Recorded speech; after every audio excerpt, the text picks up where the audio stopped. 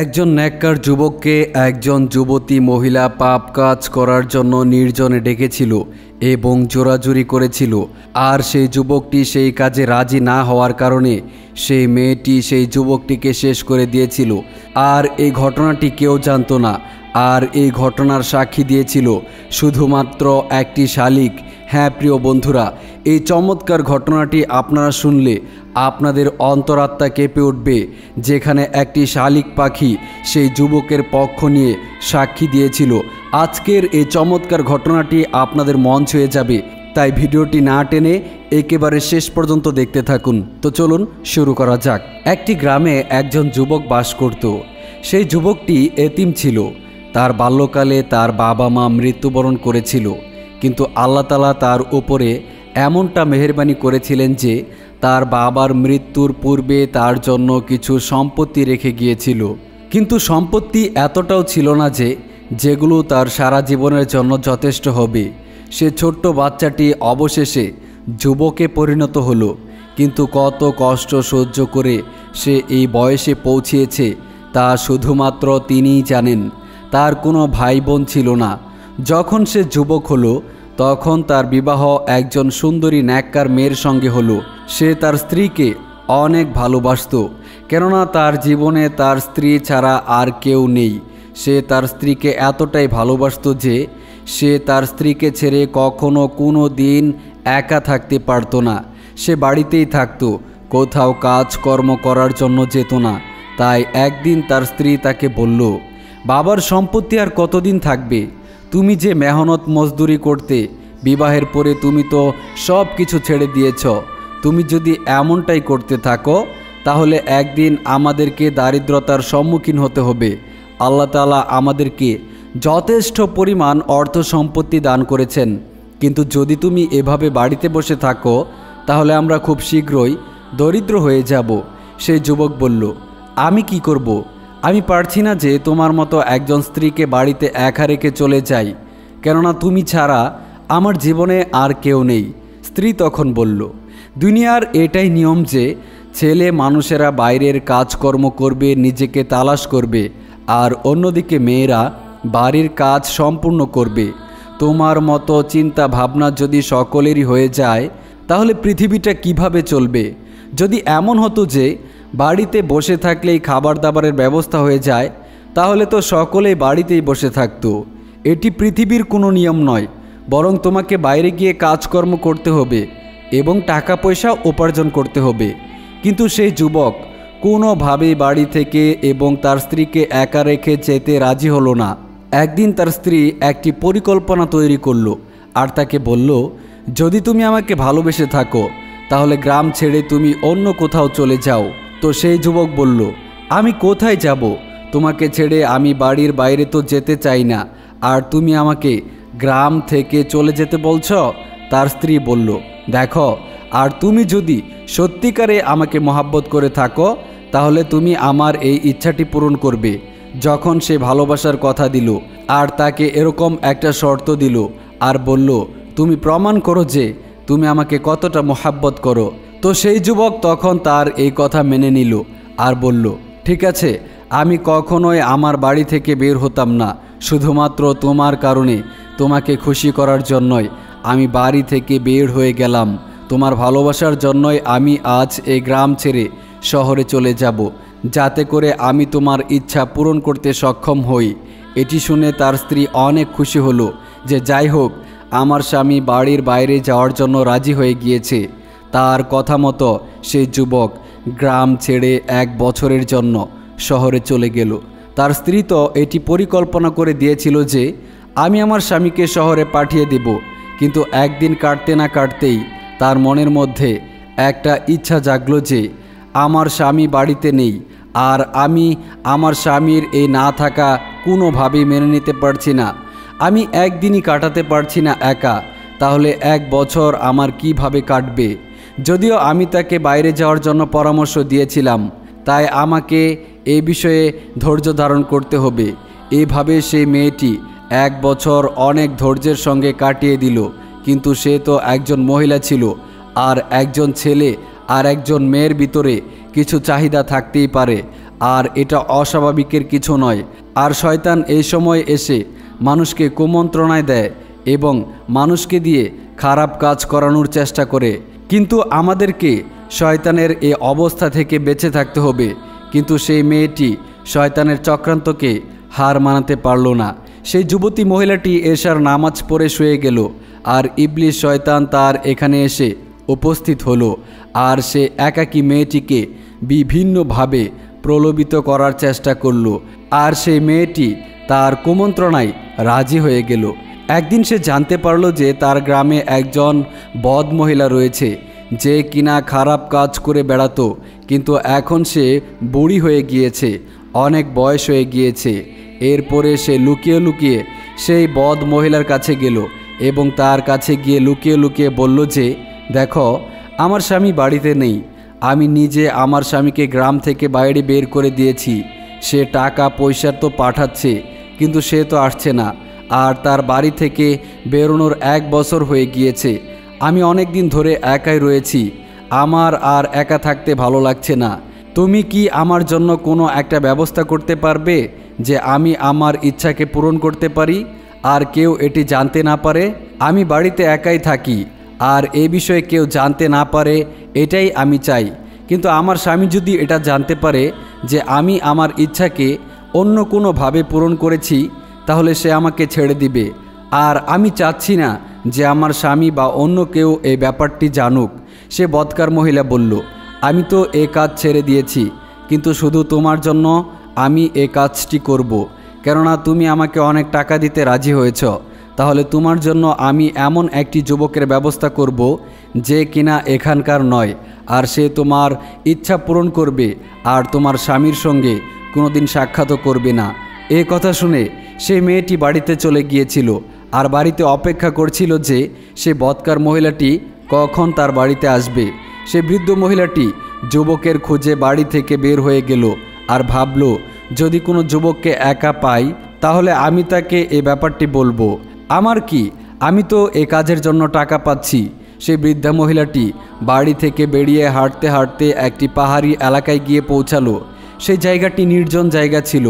হঠাৎ করে সে পাহাড়ের কাছে একটি গুহা দেখতে পেল। সে ভাবল, অনেক রাত হয়েছে, তাই এই গুহার মধ্যে আজ অতিক্রম করে ফেলি। আজকের রাতটা এই গুহাতেই কাটিয়ে দেই। সে গুহার ভেতরে প্রবেশ করল, তো ভেতরে একটু উজ্জ্বলতা দেখতে পেল। সে আলো দেখে ভাবতে লাগলো যে গুহার ভেতরে আলো কোথা থেকে আসলো। সে গুহার ভেতরে যখন সম্পূর্ণরূপে প্রবেশ করল, তখন সে দেখতে পেল যে সেখানে একটি মানুষ বসে আছে। সে বদকার মহিলাটি আস্তে আস্তে সে লোকটির কাছে গেল আর তাকে জিজ্ঞেস করলো, শোনো, কে তুমি আর নির্জন গুহায় কি করছো, আর তুমি কান্নাই বা করছো কেন?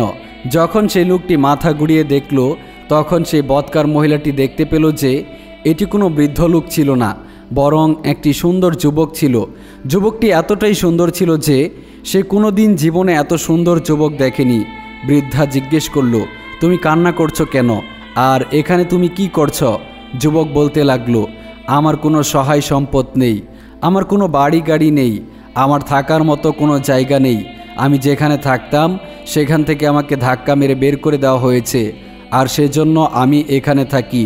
7 দিন ধরে আমি এখানে রয়েছি, কিন্তু আমার কাছে খাওয়ার জন্য কিচ্ছু নেই। এখন আমার এমন অনুভূতি হচ্ছে যে আমি কিছুক্ষণ পরেই মৃত্যুবরণ করব। কিন্তু তুমি এখানে কি করছো? সে বদকার মহিলাটি বলল যে আমি একজন যুবকের আশা করছি এবং একজন যুবককে খুঁজছি যে কিনা আমার কাজ করে দিবে, আর আমি তাকে টাকা পয়সা দিব।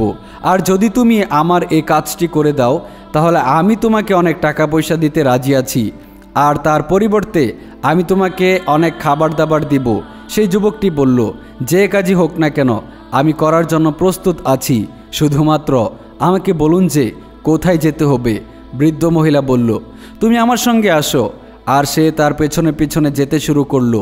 পাহাড়ি এলাকা থেকে তারা সেই গ্রামের দিকে চলে আসলো, আর সেই মহিলাটি বাড়িতে এসে পৌঁছালো আর তার দরজায় এসে আওয়াজ দিল আর বলল যে আমি তোমার জন্য একটি ছেলেকে নিয়ে এসেছি, সে তোমার সমস্ত কাজ কাম করে দিবে, আর সেই কাজের জন্য তুমি তাকে খাবার দাবার দিও, এবং টাকা পয়সা দিও।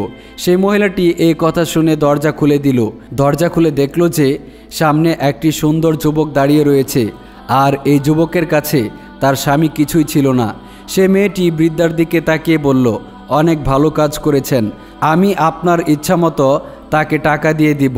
আর সে বলল, এই যুবক, তুমি কি বাড়ির ভেতরে প্রবেশ করবে? সেই যুবক ভয়ে ভয়ে বাড়ির ভেতরে প্রবেশ করলো আর ঘরের চারদিকে দেখতে লাগলো। মহিলাটি তার জন্য খাবার নিয়ে আসলো। সে খুব তাড়াতাড়ি খাবার খেয়ে নিল আর খাবার খেয়ে আল্লাহর শুকরিয়া আদায় করলো। আল্লাহ তাআলার শুকরিয়া আদায় করতে করতে সে মেয়েটির দিকে ঘুরে বলল, বলুন আমাকে কি কাজ করতে হবে? সে মেয়েটি ঘরের দরজা জানলা সব কিছু বন্ধ করে দিয়ে যুবকের সামনে নগ্ন হয়ে গেল।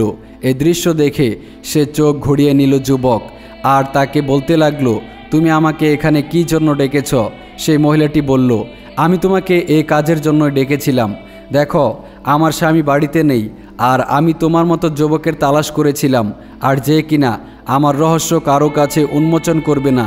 সে যুবক বলল, রহস্য তো সেই সময় রহস্য থাকবে যখন আমি তোমার সঙ্গে পাপাচারে লিপ্ত হব। সে মেয়েটি বলল, গুনাহ করলে কে দেখবে?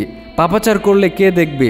যুবক বলল, যদি দেখার কেউ না থাকে তাহলে সে কে যে তোমাকে সৃষ্টি করেছেন আর আমাকে সৃষ্টি করেছেন? আমি এখান থেকে চলে যেতে চাচ্ছি। সেই মহিলাটি বলল, না, তুমি এখান থেকে যেতে পারবে না, কেননা তুমি আমাকে সেভাবে দেখে নিয়েছ যেভাবে আমাকে আমার স্বামী দেখেছিল। তুমি এখন এখান থেকে কোথাও যেতে পারবে না। সেই যুবক বলল, এটাই কি তোমার শর্ত যে আমি এখানেই থেকে যাব?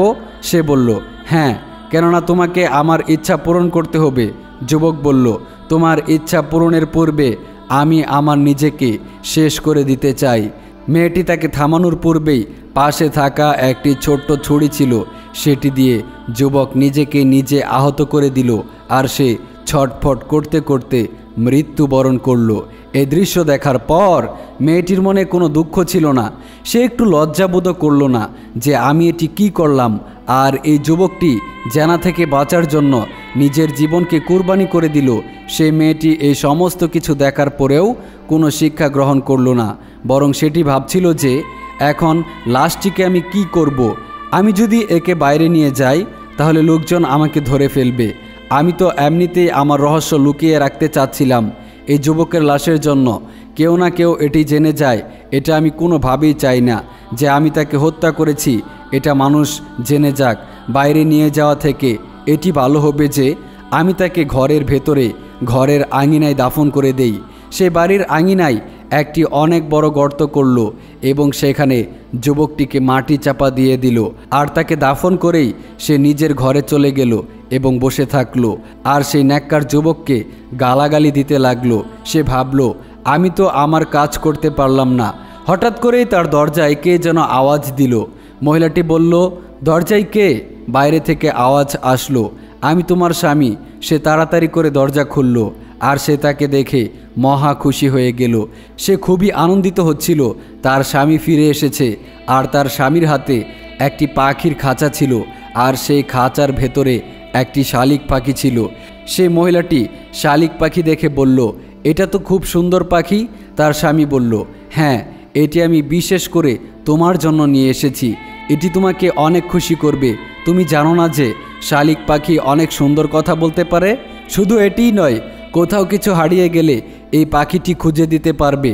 তুমি অনেক সময় কোথাও কোনো জিনিস রেখে ভুলে যাও। যদি তুমি কখনো ভুলে যাও তো সে তোমাকে অনেক তাড়াতাড়ি সব কিছুই মনে করিয়ে দিবে। তুমি যে জিনিসটা কোথায় রেখেছ এবং ভুলে গিয়েছ সেটা সে বলে দিবে। মহিলা বলল, আচ্ছা, এটা তো অনেক সুন্দর কথা। সে শালিক পাখিটিকে বাড়িতে নিয়ে আসলো। এখন তার স্বামী ছিল এবং সেই শালিক পাখিটিও ছিল, এবং তাদের জীবন খুব ভালোভাবে কাটতে শুরু করলো। তাই সে ভাবল, যা ঘটেছিল ভালোই ছিল যে আমি কারো সঙ্গে কুকর্ম করিনি, না হলে বিনা কারণেই সে কুকর্মকে আমাকে আবার লুকাতে হতো। কিন্তু সে সেটা ভুলে গিয়েছিল যে সে তার সামনে নগ্ন হয়ে গিয়েছিল, আর যার সঙ্গে কুকর্ম করতে চাচ্ছিল সেই লাশটি এ বাড়ির আঙিনায় দাফন করেছিল। এই কথাটি কেউ না জানুক আর না জানুক, কিন্তু আল্লাহ তাআলা তো খুব ভালোভাবেই জানেন যে যুবক নিজেকে খারাপ কাজ থেকে নিজেকে রক্ষা করার জন্য নিজেকে কুরবানি করে দিয়েছিল। একদিন এমন ঘটনা ঘটল, সেই মহিলাটি কোনো একটি কাজের জন্য প্রতিবেশীর বাড়িতে গিয়েছিল, আর তার স্বামী আর শালিক পাখি এই বাড়িতে একাই ছিল। হঠাৎ করে শালিক পাখির চিৎকার করতে লাগলো, আঙিনাটি খনন করো, কিছু লুকোনো রয়েছে, সেখানে কিছু লুকোনো রয়েছে। সেই শালিক পাখিটি ভালোভাবে বলতে পারছিল না। তার স্বামী অনেক অবাক হয়ে গেল, কিন্তু সে পাখির উপর বিশ্বাস করেছিল যে আমার পাখি যা কিছুই বলে থাকে তা সত্যিই ঘটে। তাই সে শালিকের কথা শুনে যখন সে সেখান থেকে মাটিগুলো সরিয়ে নিল, তো সে তখন দেখতে পেল যে বস্তার ভেতর কিছু লুকোনো রয়েছে। সে বস্তাকে উঠালো এবং বলতে লাগলো, আল্লাহ তাআলা রহমত করুক, এই আঙিনার ভেতরে কি পুঁতে রাখা হয়েছে। সে খুব অভিজ্ঞতার সঙ্গে সেই গর্ত থেকে বস্তাটিকে বের করলো, আর যখনই সে বস্তার মুখ খুলল তখন সে দেখতে পেল যে সেখানে একটি লাশ রয়েছে, কিন্তু সেই লাশটি পচে গিয়েছিল। সে চিনতে পারল না যে এটি কিসের লাশ। এখন তো রহস্য খুলে গিয়েছিল। সে শালিক পাখি তার রহস্যকে খুলে দিল। সে ভাবল তার স্ত্রীকে জিজ্ঞেস করতে হবে যে এটি কে আর কার লাশ। সে সঙ্গে সঙ্গে তার স্ত্রীকে ডাকলো, আর তার স্ত্রী তাড়াতাড়ি তার কাছে আসলো এবং বলতে লাগলো, বলো এটি কার লাশ, এটি এখানে কিভাবে এলো, আমাদের বাড়ির আঙিনায় এটাকে দাফন করা হয়েছে কেন? যদি তুমি আমাকে সত্যি কথা না বলো তাহলে আমি তোমাকে এক্ষুনি শেষ করে ফেলবো, আর এখানেই এই লাশের সাথেই দাফন করে দিব। মেয়েটি ভয়ে ভয়ে সব কিছু বলে দিল, সব ঘটনা খুলে বলল। আর যুবক বলল, তুমি আমার অনুপস্থিতিতে এই কুকর্ম করতে চেয়েছিলে, বদকাজ করতে চেয়েছিলে, আর আমি আফসোস করছি যে তোমার জন্য আমি এক মুহূর্তেও শহরে থাকতে পারতেছিলাম না। তোমার জন্য আমি অনেক কষ্ট করছিলাম, কিন্তু তুমি আমার জন্য কি করলে? তুমি আমানতের খেয়ানত করে দিলে। তুমি একজন ধোঁকাবাজ মহিলা। আজ থেকে আমি তোমাকে আমার স্ত্রী মানছি না। এই মুহূর্তে আমি তোমাকে তালাক দিয়ে দিচ্ছি। আর সে সঙ্গে সঙ্গে তাকে তালাক দিয়ে দিল আর তাকে বাড়ি থেকে বের করে দিল। আর সেই বদ মহিলাটি সেখান থেকে কান্না করতে করতে বেরিয়ে চলে গেল। রহস্যটি লুকাতে চাচ্ছিল, কিন্তু সেই শালিক পাখি সেই রহস্যকে উন্মোচন করে দিল। প্রিয় বন্ধুরা, কেমন লাগলো আমাদের আজকের এই ভিডিওটি তা অবশ্যই কমেন্ট করে জানাবেন। ভিডিওটি ভালো লাগলে অবশ্যই ভিডিওতে একটি লাইক করে দিবেন এবং নিয়মিত আরও ইসলামিক ভিডিও পেতে আমাদের এই চ্যানেলটি সাবস্ক্রাইব করে পাশে থাকা বেল আইকনটি প্রেস করে দিন। আর হ্যাঁ, এই চমৎকার ভিডিওটি আপনার বন্ধুদের সাথে শেয়ার করতে ভুলবেন না। আর স্ক্রিনে দেখানো ভিডিওগুলোর মধ্যে যে কোনো একটি ভিডিও আপনি দেখতে পারেন। আই হোপ ভিডিওগুলো আপনাদের মন ছুঁয়ে যাবে। ভালো থাকবেন। আসসালামু আলাইকুম ওয়া রাহমাতুল্লাহি ওয়া বারাকাতুহু।